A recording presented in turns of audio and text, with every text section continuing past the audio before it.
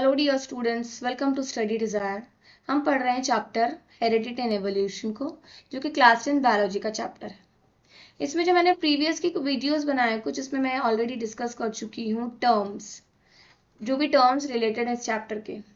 आप वो एक बार अगर वीडियो देख लेंगे तो आपको सारे टर्म्स क्लियर हो जाएंगे।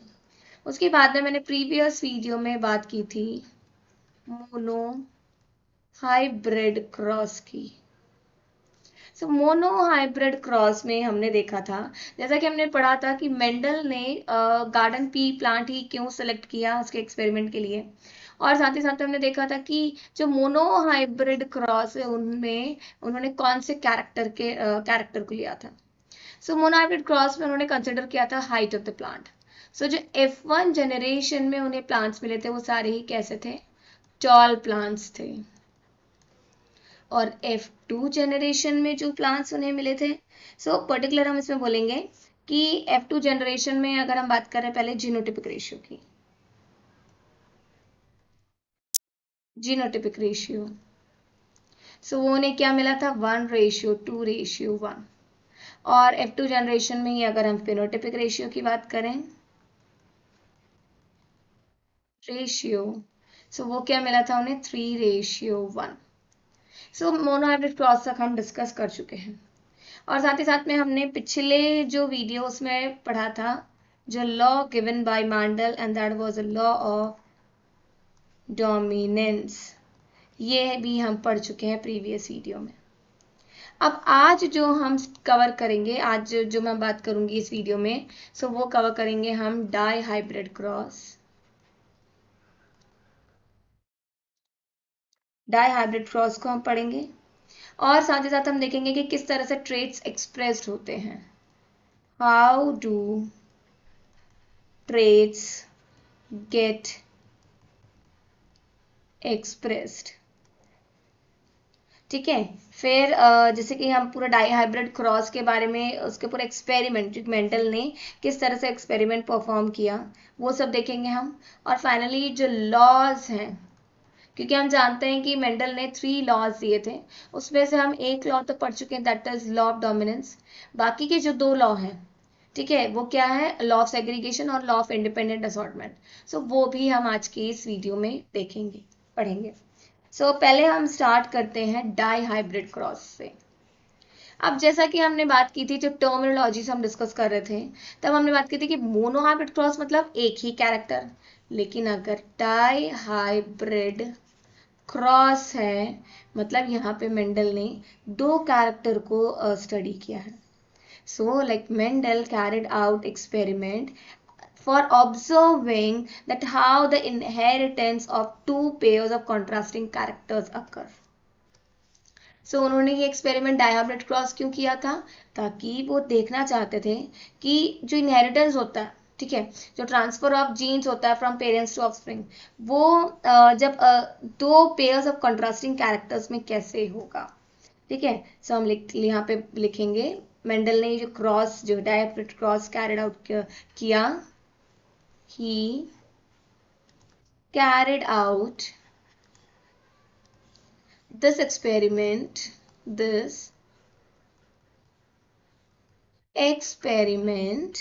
to observe inheritance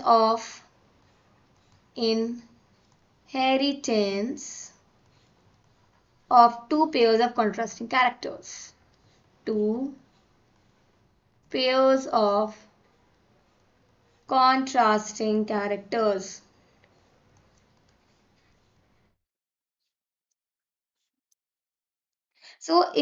इसीलिए इसे डायहाइब्रिड क्रॉस कहा जाता है, क्योंकि यहाँ पे 2 कैरेक्टर्स है, 2 कॉन्ट्रास्टिंग कैरेक्टर्स है। Basically he crossed a breed pea plant bearing round seed.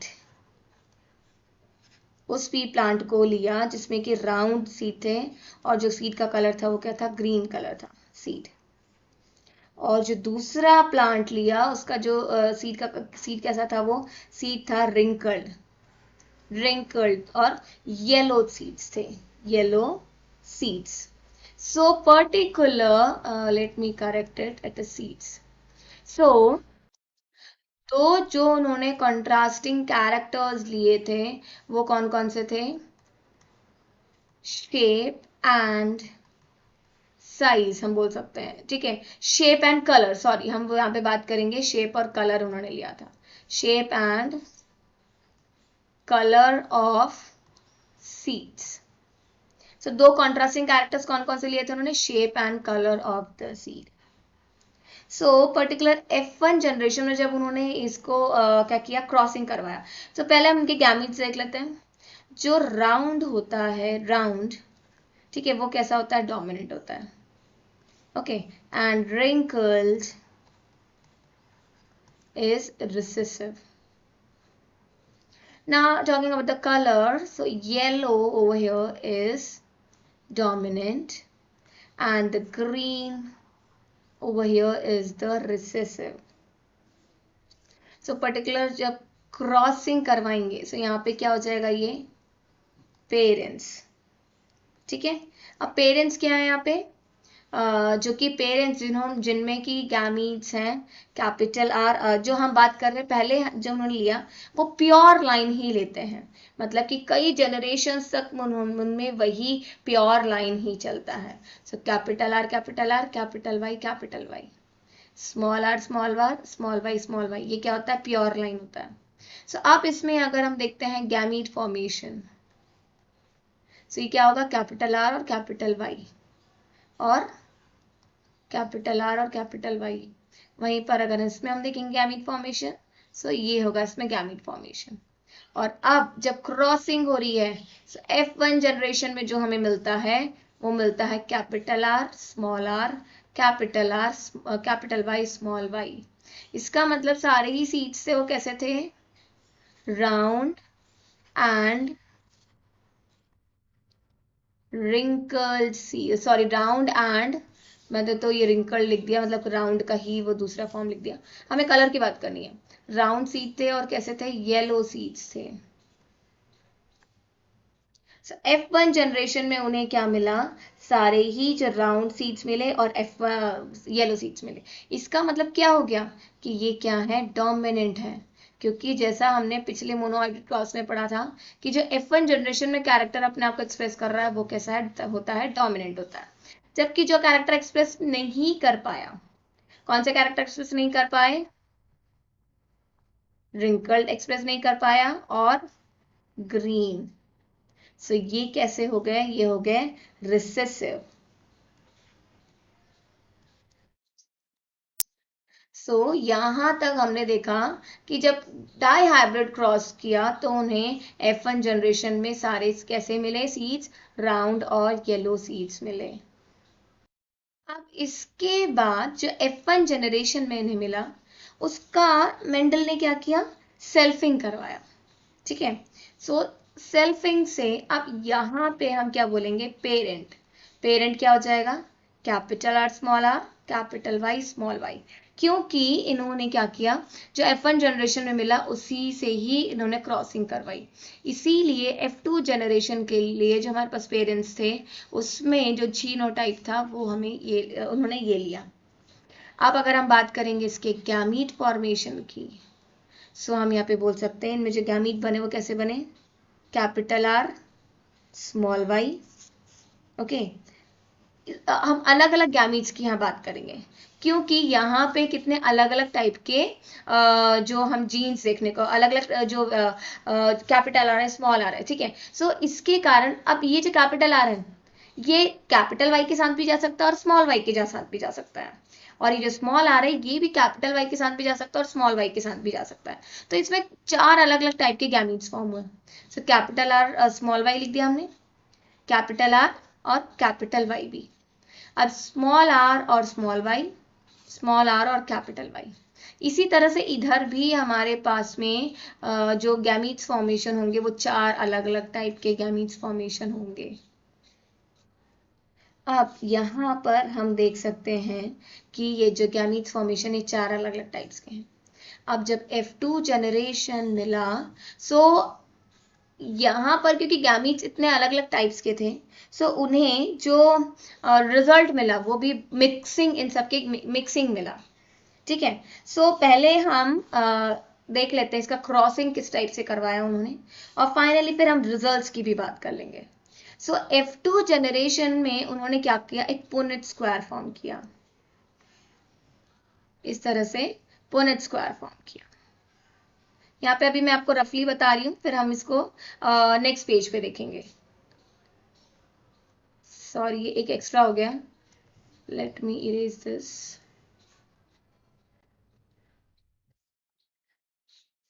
इस टाइप से, और मैं एक यहाँ पे बढ़ा देती हूँ। अभी जब रफली समझेंगे, मैं नेक्स्ट पेज पे आपको अच्छे से ड्राइंग पर्टिकुलर बढ़िया से ड्राइंग से समझाऊंगी, ठीक है। अब ये जो चार अलग अलग गैमीट्स हैं, उनको यहाँ पुनेट स्क्वायर पे अरेंज किया, ठीक है। जैसा कि मैंने आपको पुनेट स्क्वायर बताया था F1 जो मोनोहाइब्रिड क्रॉस में। सो ये जो ये हमारा यह है, पहले हम इसको यहाँ लिख देंगे, इस साइड के जो भी गैमीट्स हैं, capital R capital Y small r y और फिर स्मॉल r कैपिटल Y। यहाँ पर भी कैपिटल R, इसको हम चेंज कर सकते हैं, यहाँ कैपिटल Y कर सकते हैं, और फिर फाइनली यहाँ कैपिटल Y और फिर यहाँ भी स्मॉल y, ठीक है। इसको भी हम करेक्ट कर लेते हैं। Wait everyone, let me draw it again. यहाँ पे क्या जगह कैपिटल Y और यहाँ स्मॉल y। सो अब इन्होंने क्या किया कि पहले बॉक्स में ही इन दोनों का क्रॉसिंग हुआ। So capital R small y capital Y capital Y। इसी तरह से अब सेकेंड वाले बॉक्स में क्या होगा, इसका और इसका क्रॉसिंग होगा। सो कैपिटल R हमें दिख रहा है, कैपिटल Y स्मॉल y। इसी तरह से उन्होंने इस पूरे बॉक्स को फिल किया। सो हम चलते हैं हमारे नेक्स्ट पेज पे और देखते हैं इसका डायग्रामेटिक रिप्रेजेंटेशन। तो यहाँ पर आप देख सकते हैं ये क्या है, F2 जनरेशन है, F2 जनरेशन है। इसमें इतने अलग अलग टाइप के सीड्स मिले मेंडल को। सो यहाँ पे हम क्या लिखेंगे कि जब F1 जनरेशन मिला था, उसके सेल्फिंग करवाई, सो उन्हें F2 जनरेशन मिला। F2 जनरेशन में मेंडल ने देखा, उन्होंने ऑब्जर्व किया देख के there are like 4 different types of seeds. So वो कौन कौन से 4 डिफरेंट टाइप्स ऑफ सीड्स थे, ही obtain 4 different types of seeds. So हम क्या वो कौन कौन से थे, हम बोल सकते हैं राउंड येलो थे, राउंड येलो। फिर हम देखेंगे यहाँ पे राउंड और ग्रीन भी है, राउंड ग्रीन मिले, और उन्हें क्या मिले, रिंकल्ड येलो भी मिले, रिंकल्ड येलो। और फाइनली और उन्हें कैसा मिला, ग्रीन रिंकल्ड भी मिला, wrinkled green. So particular F2 generation में उन्हें 4 अलग अलग टाइप के सीड्स मिले। So like they are in the ratio 9:3:3:1। सो इस तरह से जैसे कि इन्होंने 9 क्या देखा, जो हमने पहले देखा कि capital R capital Y capital R capital Y, जब ये क्रॉस करे तो क्या मिला, capital R capital R capital Y capital Y। मतलब कि यहाँ पर R क्या है, डोमिनेंट है, इसलिए राउंड शेप है, और येलो डोमिनेंट है, इसलिए येलो कलर है। सो इसी तरह से जब उन्होंने सबकी क्रॉसिंग कराई, capital R capital R capital R capital Y capital R small y के साथ में। सो अब यहाँ पर क्या मिला, यहाँ पे एक स्मॉल y है, लेकिन हम जानते हैं कि कैपिटल कैपिटल है, मतलब शेप तो राउंड ही रहेगा क्योंकि डोमिनेंट है दोनों, लेकिन जो y है उसमें एक कैपिटल एक स्मॉल है। सो स्मॉल रेसेसिव अपने आप को एक्सप्रेस नहीं कर पाएगा, इसीलिए इसका कलर कैसा है, येलो है। अब आ जाते हैं हम इस पर, ये बात कर लेते हैं, ठीक है।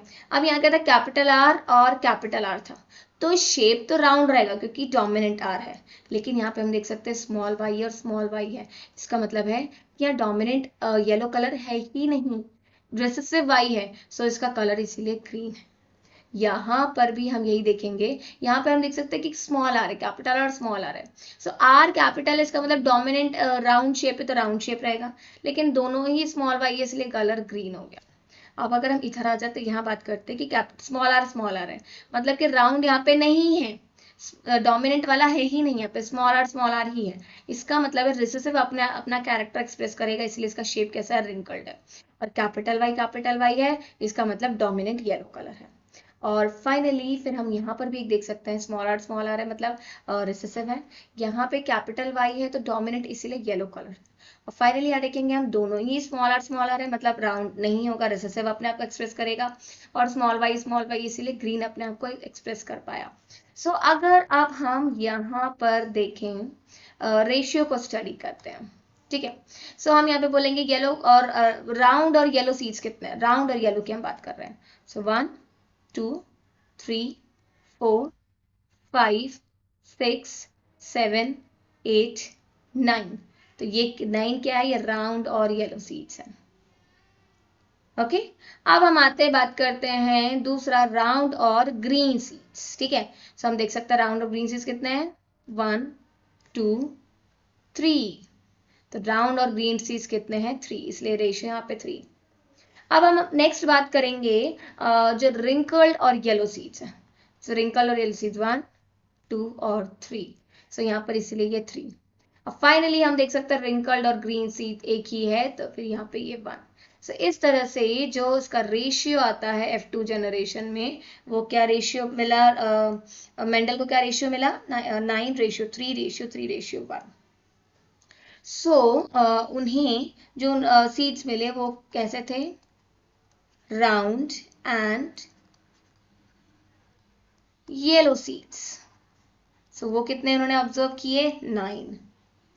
फिर राउंड एंड ग्रीन सीड्स, वो कितने थे, 3। अब इसके बाद में हमें दूसरा कौन सा मिला, रिंकल्ड एंड येलो सीड्स, वो कितने मिले, 3। और finally wrinkled and green seeds, वो कितने मिले, 1। इसीलिए रेशियो क्या हुआ, 9:3:3:1। सो ये जो उन्हें मिला वो उन्हें किस जनरेशन मिला, F2 जनरेशन में मिला।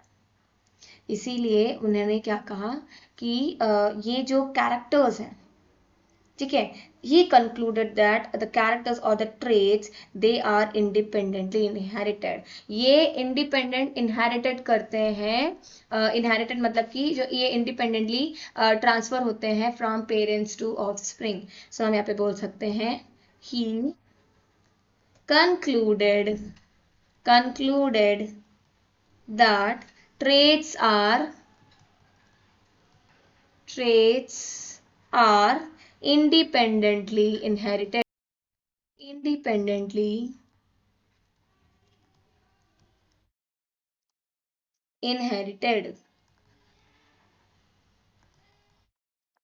ठीक है, ये एक दूसरे पर डिपेंड नहीं करते हैं, कि ऐसा नहीं है कि राउंड के साथ में येलो ही जाएगा, ऐसा कुछ नहीं है। राउंड के साथ में ग्रीन भी जा सकता है, रिंकल्ड के साथ में येलो या ग्रीन कुछ भी जा सकता है। तो ये जो ट्रेड्स हैं दे आर इंडिपेंडेंटली इनहेरिटेड। सो इसी के बेसिस पर जो मेंडल ने दो और लॉज दिए थे, जो कि क्या था, लॉ ऑफ सेग्रीगेशन और लॉ ऑफ इंडिपेंडेंट असॉर्टमेंट का। So here will be going to talk about the law of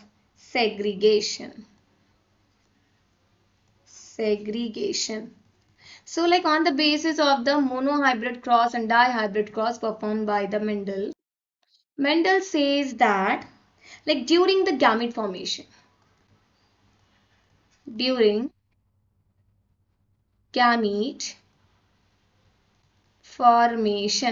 formation के टाइम क्या होता है, gamete formation के टाइम में ये जो gametes हैं मतलब, ठीक है, फॉर्मेशन जो सेक्स सेल्स हैं ये रिसीव करते हैं सिर्फ एक फैक्टर, ठीक है, सिर्फ एक फैक्टर ऑफ ईच कैरेक्टर। सो इसे हम क्या बोलते हैं, ये रिसीव करते हैं सिर्फ एक कॉपी जीन की। So during gamete formation the gametes receive only one copy of gene। ठीक है, अब यहाँ पर मैं आपको थोड़ा सा एक्सप्लेन करना चाहूंगी। सपोज आई कलर के लिए, आई कलर जो मदर में है उसका दो अलग अलग है, एक ब्राउन के लिए और एक के ब्लैक के लिए सपोज। सो अब गैमीट फॉर्मेशन किस तरह से होगा, कैपिटल बी स्मॉल बी। सो अब मदर जो चाइल्ड को गैमी जो चाइल्ड में जो पास ऑन हो रहा है कैरेक्टर, वो इन दोनों में से कोई सा भी एक पास होगा। And it is like random, ऐसा कुछ नहीं है कि कैपिटल बी ही जाएगा, it is not like that. It can be capital B और it can be small B. ठीक है, अब अगर मान लीजिए फादर में है ब्राउन का कैपिटल बी और ब्लैक का स्मॉल बी, सो फादर से भी क्या बने, दो गैमीट इस तरह से बने, दो यहाँ पे फॉर्मेशन। अब जो मदर से सपोज मान लेते हैं हम आया कैपिटल बी और फादर से रैंडमली आ गया स्मॉल बी, सो हम क्या बोलेंगे, जो ऑफस्प्रिंग में आई कलर है वो कैसा हो जाएगा, ब्राउन हो जाएगा। Very important. ओके, सो इसी तरह से लॉ ऑफ सेग्रीगेशन के टाइम में इन्होंने क्या कहा कि गैमीट फॉर्मेशन के टाइम में जो गैमीट है ना, ये रिसीव करता है कि ओनली एक कॉपी जीन का, क्योंकि ये जीन से इसका एक ही कॉपी रिसीव करेगा। फादर से सपोज ये मदर है, मदर से एक आया, फादर से एक आया, तो सिर्फ एक ही कॉपी रिसीव करते हैं ये। ठीक है, और particular it is like random, so हम यहाँ पे क्या बोलेंगे, and it is random. So इसी को उन्होंने कहा, इसको मैं इरेज कर देती हूँ, ये मैंने आपको सिर्फ एक्सप्लेन करने के लिए बताया यहाँ पे। इसी को उन्होंने क्या कहा, लॉ ऑफ सेग्रीगेशन। सो ये क्या था, this is called law of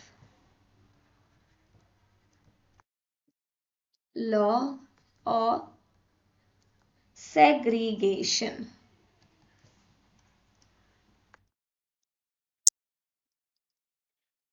okay, इसका मतलब यहाँ पे क्या बोला, मेंडल ने ऑब्जर्व किया कि जब गैमेट फॉर्मेशन होता है तो मदर्स से भी एक गैमेट आता है और फादर से भी गैमेट आता है। अभी जो गैमेट है ये कंटेन करते हैं हर कोई भी पर्टिकुलर कैरेक्टर का जो जीन होता है उसकी एक ही कॉपी कैरी करते हैं, और ये होता है सिलेक्शन प्रोसेस रैंडम होता है, और इसीलिए हमने इसको जो लॉ को बोला है लॉ ऑफ सेग्रीगेशन। अब जब फर्टिलाइजेशन होता है वेमेन, जो वेमेन के अंदर, फीमेल रिप्रोडक्टिव ऑर्गन के अंदर, सो वहां पे क्या होता है कि ये दोनों फर्टिलाइज करके फिर अगेन ये क्या होता है, रीस्टोर हो जाता है ऑफस्प्रिंग में, और जो डोमिनेंट कैरेक्टर है उसके बाद में फिर वो डोमिनेंट कैरेक्टर एक्सप्रेस होगा ऑफस्प्रिंग में। ओके, अब यहाँ पर हमने देखा लॉ ऑफ सेग्रीगेशन। अब हम एक और देखते हैं जो कि दूसरा लॉ दिया गया था मेंडल के द्वारा, जो कि था law of independent assortment.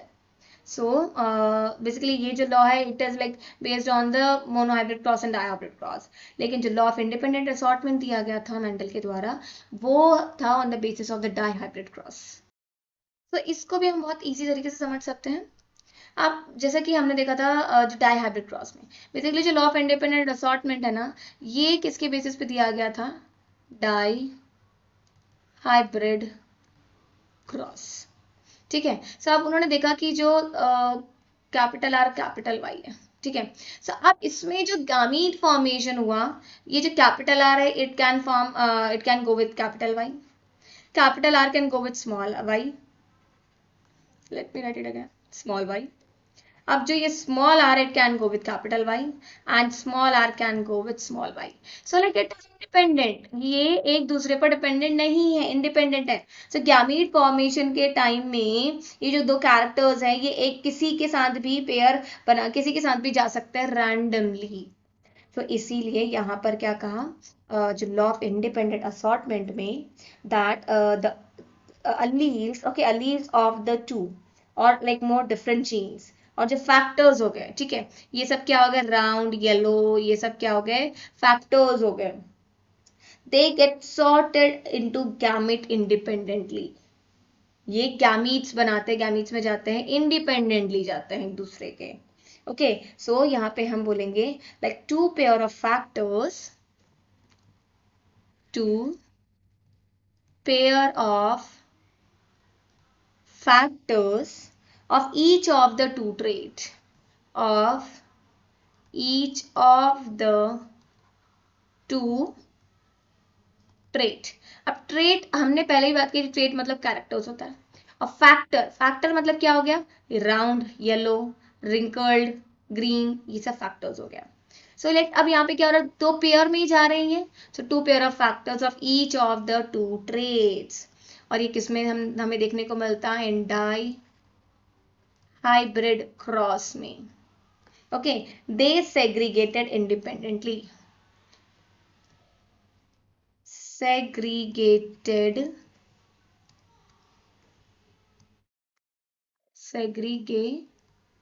independently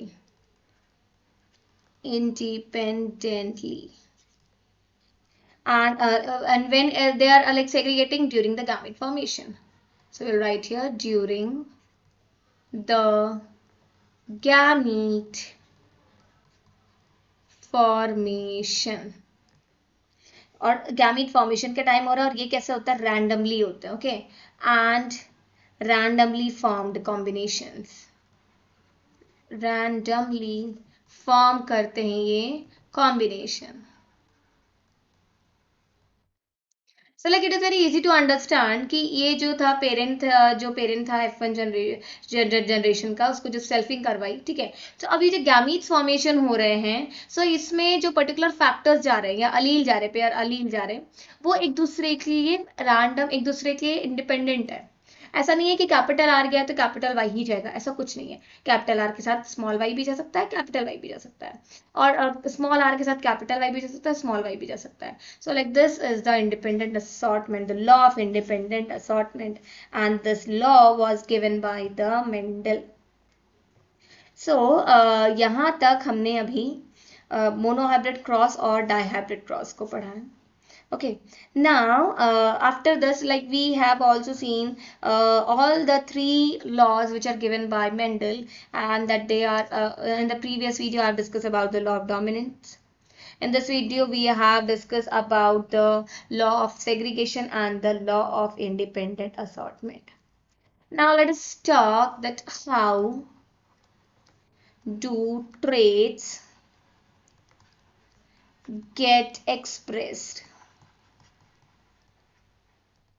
traits किस तरह से एक्सप्रेस होते हैं ऑफस्प्रिंग में। तो अब जैसे कि हम जानते हैं, सपोज पेरेंट्स की हम बात कर रहे हैं, पेरेंट्स। सो पेरेंट्स में जो पर्टिकुलर कैरेक्टर के लिए क्या होते हैं, जीन्स होते हैं। अब वो कहाँ होते हैं, क्रोमोसोम्स में, डीएनए पर, और डीएनए होता है क्रोमोसोम्स में।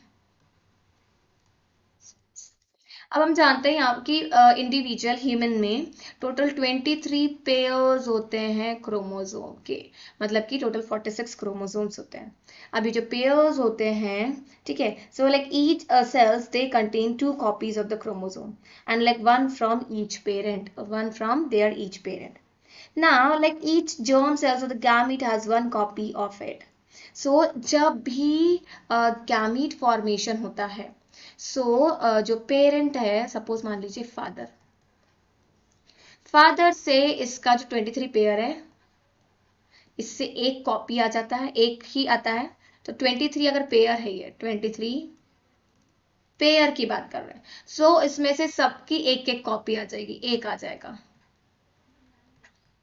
ओके, सो इसीलिए एक एक आ जाएगा, इसका मतलब क्या है कि टोटल जो क्रोमोसोम नंबर जाएंगे गैमीट में, वो कितने होंगे, 23 होंगे। तो सपोज 23 पेयर है, 1 2 3 4 5 6 7 8 9 10 11 12 13 14 15 16 17 18 19 20 21 22 23 सपोज। सो हर में पेयर है, हम देख सकते हैं यहाँ पे हर में पेयर है। सो अब सपोज फादर है, तो यहाँ पर ये एक चला गया, इसमें से भी एक ही आ गया, इसमें से भी एक आ गया, इस टाइप से फॉर्म होते हैं। तो इस टाइप से गैमीट फॉर्मेशन होता है।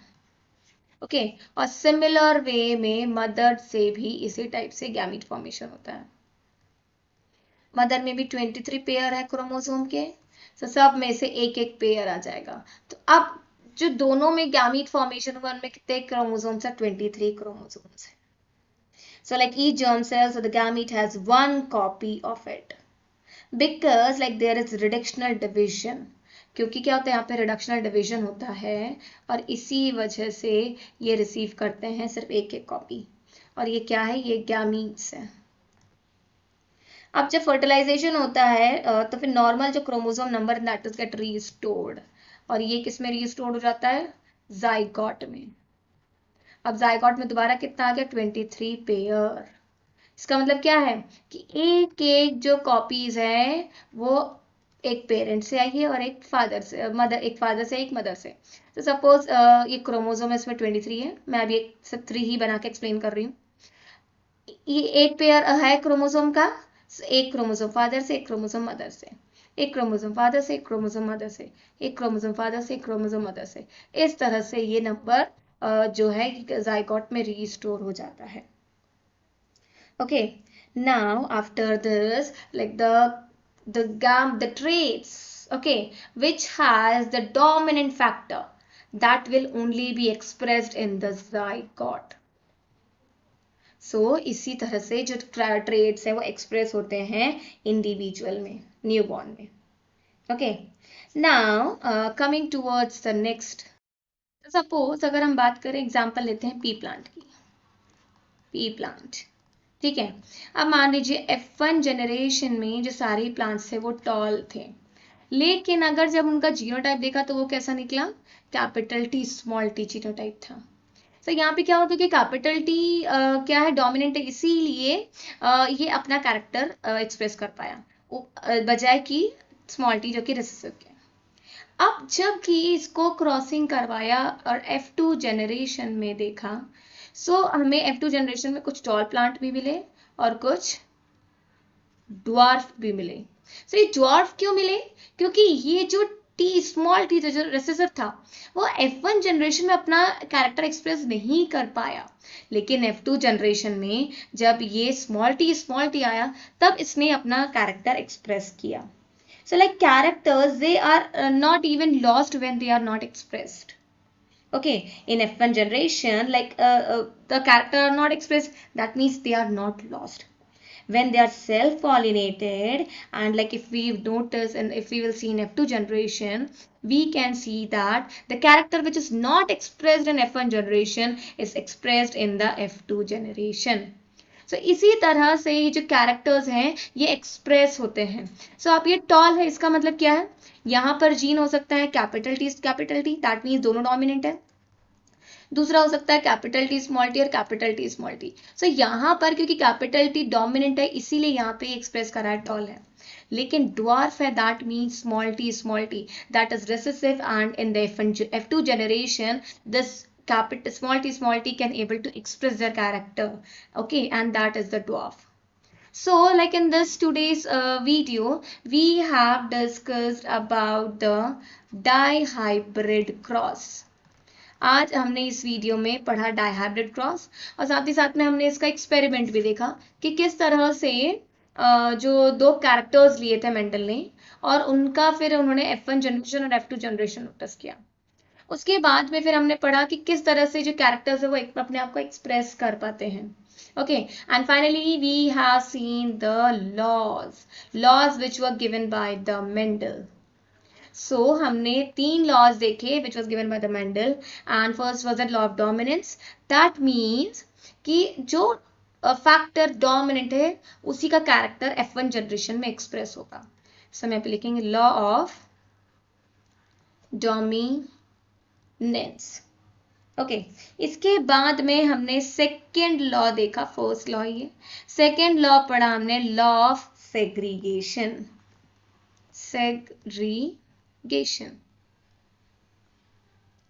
सो लॉ ऑफ सेग्रीगेशन को हम क्या बोल सकते हैं कि जब गैमीट फॉर्मेशन के टाइम में, ठीक है, जब गैमीट फॉर्मेशन होता है सो उस समय क्या होगा कि दोनों ही पेरेंट्स हैं, ठीक है, मेल हो या पेरेंट फादर हो या मदर हो। So like the factor segregate so that each gamete receives only one factor from each. So father भी एक गैमेट एक फैक्टर डोनेट करेगा गैमेट फॉर्मेशन के लिए, और मदर भी एक फैक्टर डोनेट करेगी गैमेट फॉर्मेशन के लिए, and like these two are random. Okay, इसी को क्या बोलते हैं? Law of segregation. और फाइनली थर्ड लॉ जो हमने पढ़ा आज के इस वीडियो में, and that was a law of independent assortment. Independent Okay, let me write it again. Independent assortment. सो इसमें हमने देखा कि जब मेंडल ने डाई हाइब्रिड क्रॉस परफॉर्म किए, सो उसमें उन्होंने दो अलग अलग फैक्टर्स थे, ठीक है, जो अलग अलग दो कैरेक्टर्स जो ट्रेड्स के अलग अलग फैक्टर्स थे. सो like they form the gamete. Okay, और ये जो फैक्टर्स है ये रैंडमली आते हैं गैमीट में, ठीक है. गैमीट फॉर्मेशन के टाइम में ये जो फैक्टर्स है रैंडमली आते हैं. Like these are like not dependent on any other factors. So this is the law of independent assortment. आप हम जो मैं जो नेक्स्ट वीडियो लेकर के आऊंगी उसमें हम बात करेंगे स्ट्रक्चर ऑफ डीएनए. डीएनए के स्ट्रक्चर को डिस्कस करेंगे हम, और हम बात करेंगे जीन्स की, और फाइनली फिर हम देखेंगे पढ़ेंगे sex determination. that how can we determine the sex in the new born baby. Determination, जो न्यू जो जाइगोट फॉर्मेशन हुआ है उसमें हम किस तरह से जो सेक्स को डिटरमाइन कर सकते हैं. और फिर हम फाइनली स्टार्ट कर देंगे हमारा जो नेक्स्ट टॉपिक है इस चैप्टर का, एंड दैट इज एवोल्यूशन. सो आज के इस वीडियो में इतना ही. अगर आपको मेरा ये वीडियो पसंद आए तो लाइक और सब्सक्राइब कीजिए. Thank you dear students.